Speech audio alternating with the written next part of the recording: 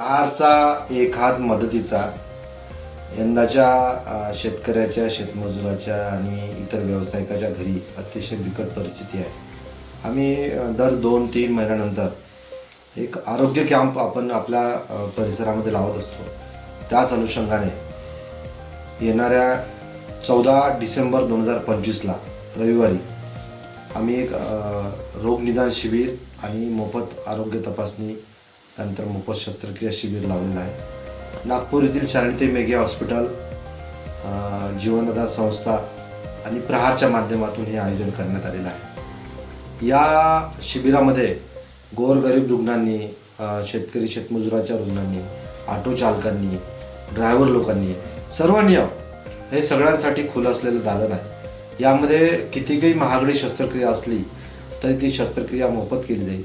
त्यानंतर दुसरी गोष्ट महत्त्वाची, का एखाद्या रुग्णाची जर तपासणी करायची असली तर ती तपासणी संपूर्णतः मोफत केल्या जाईल.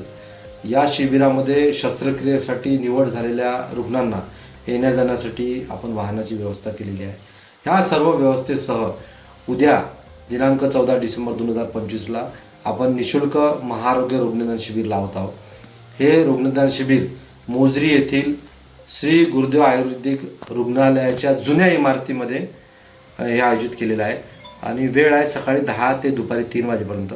म्हणून या परिसरातील, तिवसा तालुक्यातील सर्व नागरिकांना मी नम्र विनंती करतो की या निःशुल्क महाआरोग्य रोगनिदान शिबिर आणि तपासणी शिबिराचा लाभ घ्यावा आणि उपचाराविना कोणी राहू नये, शस्त्रक्रिया विना कोणी राहू नये. ज्या घरामध्ये एखादी बिमारी घुसली तर पूर्ण घर निस्तनाभूत करते, अशा परिस्थिती आहे. आणि या परिस्थितीमध्ये आम्ही सर्वांना एक मदतीचा हात देणार आहोत. नेहमीप्रमाणे आपलं आरोग्याची सेवा आपल्या दारी आणत आहोत.